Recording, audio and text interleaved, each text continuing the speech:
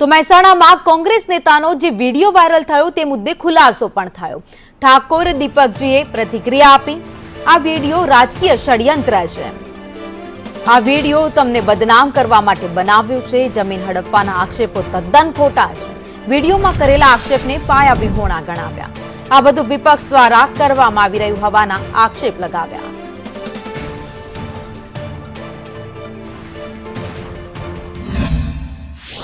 જે જાહેર video viral કરે એમને એ આ ચૂંટણી લક્ષી કર્યા છે, મને બદનામ કરવા માટે કર્યા છે.